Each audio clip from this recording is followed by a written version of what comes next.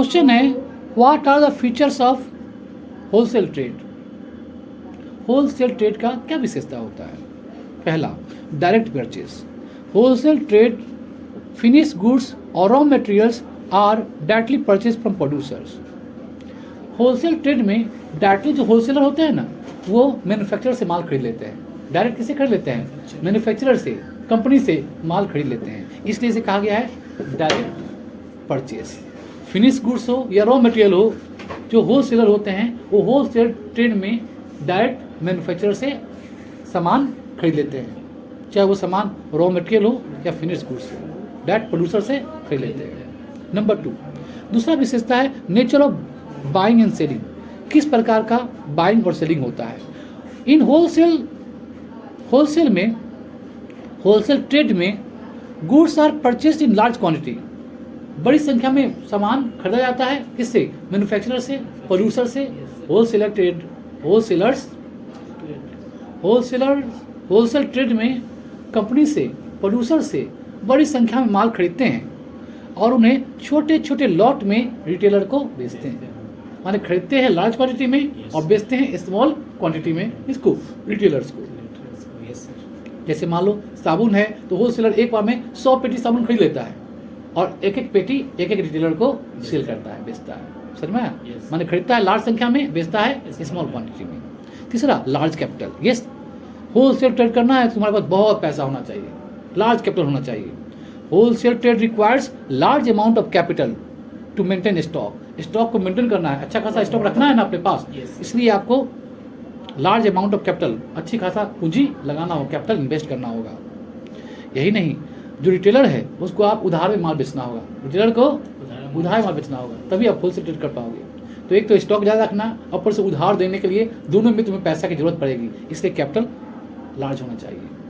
चौथा विशेषता, one and few item.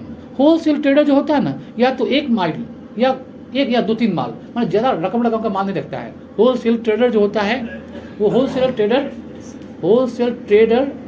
Business में 1 या 2 आइटम बेचता है। तुम देखो कि जो आलू बेचेगा वो खाली आलू बेचा है, जो प्याज बेचता है वो सिर्फ प्याज बेचेगा, जो ताला बेचेगा खाली ताला ही बेचेगा। मतलब होलसेल ट्रेडर या तो एक माल, कभी देखो कोई खाली आलू बेच रहा है, अब कोई देखो होलसेलर है वो आलू के साथ साथ प्याज भी बेच रहा है। तो वही होलसेल ट्रेडर या तो एक माल बेचता है, या ज़्यादा से 2 या 3 माल बेचता है, उससे ज़्यादा माल नहीं बेचता है, क्योंकि उतना स्टॉक करना उसके लिए पॉसिबल नहीं होगा। इसलिए आगे बढ़े। 5वां विशेषता है, होलसेल ट्रेड जो होता है, होलसेलर्स वो कनेक्ट करते हैं, जोड़ते हैं मैन्युफैक्चरर और रिटेलर को। जैसे हावड़ा ब्रिज कनेक्ट करता है हावड़ा और कलकत्ता को, वैसे ही होलसेल ट्रेडर जो है वो रिटेलर और मैन्युफैक्चरर को कनेक्ट करता है। कैसे? मैन्युफैक्चरर से होलसेलर माल लेता है और रिटेलर को बेचता है, बीच में कौन है? होलसेलर। समझ में? इसलिए रिटेलर और होलसेलर को बीच में क्या करता है? कनेक्ट करता है। समझ में? हाँ, मैन्युफैक्चरर या प्रोड्यूसर एक ही बात हुआ। एक तरफ है मैन्युफैक्चरर या प्रोड्यूसर और एक तरफ है रिटेलर, दोनों के बीच में होता है कौन? होलसेलर। समझ में आया? नेक्स्ट क्वेश्चन है, नेक्स्ट पॉइंट है 6ठा, लो प्रॉफिट मार्जिन। होलसेलर को कम पैसा में क्या करना पड़ता है? माल बेचना पड़ता है। हो सकता हो कि एक पेटी साबुन बेचने पर होलसेलर एक पेटी साबुन बेचा है किसको? रिटेलर को, तो उसको मिला है कितना? 5 रुपये लाभ मिला है, ठीक है ना। और रिटेलर 2 पीस उसमें से साबुन बेच देगा, मात्र 2 पीस, छोटा 2 साबुन बेचेगा, तो हो सकता है उसको 5 रुपये मिल जाए। मतलब होलसेलर ट्रेडर एक कार्टून बेचेगा उतना लाभ होगा, इतना कि 2 पीस बेचेगा तो लाभ हो जाएगा किसको? रिटेलर को। कहने का मतलब होलसेलर को प्रॉफिट जो होता है बहुत कम होता है, होलसेलर को प्रॉफिट मार्जिन बहुत कम होता है।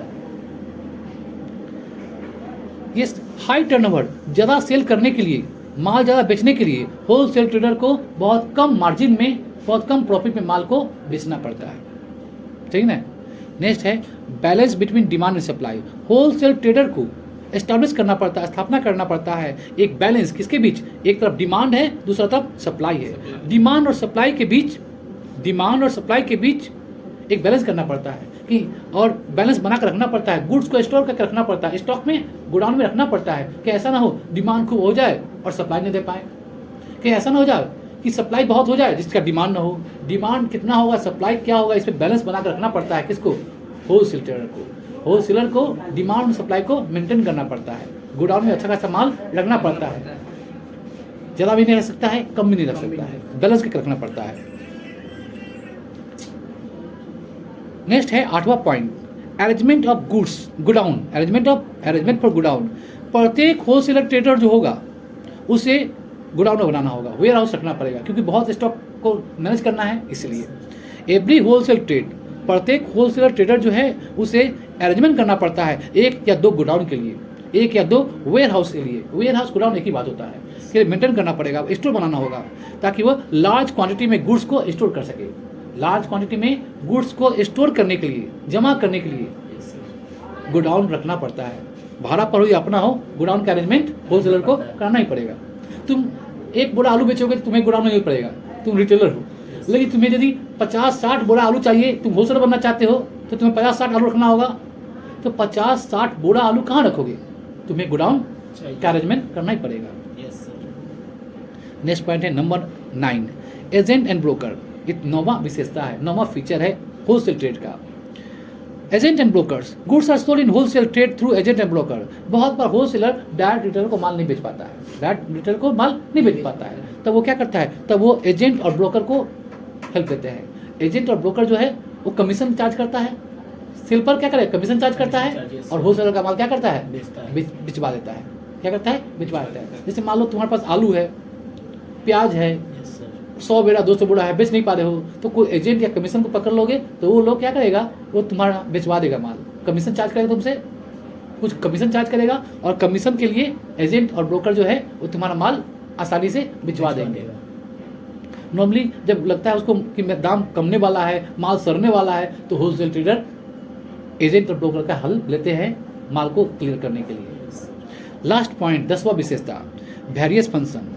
होलसेल ट्रेडर जो होता है, होलसेल ट्रेड जो होता है वो बहुत सारा एक्टिविटी करता है, बहुत सारे फंक्शन को अंजाम देता है। जैसे कि ग्रेडिंग, होलसेल ट्रेडर बताता है, जब उसके पास आलू है, प्याज हो, कोई भी माल हो, तो ग्रेड, ये बढ़िया क्वालिटी का है, वो सेकेंड क्वालिटी का है, ये थर्ड क्वालिटी का है। छटाई करता है, और छटाई करने के बाद उसको क्लासीफाई करता है कि एक बढ़िया क्वालिटी है, ये कम दाम है, ये इससे और कम दामी होगा। ऐसे क्या करता है, तुम देखो कि होलसेल ट्रेड जो है आलू को क्या करता है, आलू हो प्याज हो, जो छोटा है उसको अलग बोलता है, रेट कर देता है, बड़ा है उसको अलग कर देता है, नहीं करता है। इसको बोलते हैं ग्रेडिंग करना। क्या करना, ग्रेडिंग करना। इसके अलावा माल को पैकेजिंग करना, माल को क्या करना होता है, पैकेजिंग करेंगे तभी ना रिटेलर को बेच पाएगा, तो पैकेजिंग भी करता है। स्टोरेज करता है, माल को स्टोर भी करता है अपने गोडाउन में, अपने वेयर हाउस में। ट्रांसपोर्टेशन की सुविधा देता है कि तुम ऑर्डर कर दोगे तो होलसेलर आपको घर तक पहुंचा देगा, ट्रांसपोर्टेशन की सुविधा भी करता है। लॉरी से, ट्रक से बेच देता है। तुम्हारा घर, तुम्हारा दुकान मान लो कहीं दूर है, तुम बड़ा बाजार जाकर बोलोगे तो बड़ा बाजार के दुकानदार जो होगा, होलसेलर होगा, वो तुम्हें जो भी सामान चाहिए वो होलसेलर होगा, वो लॉरी से, ट्रक से तुम्हें भेज देगा।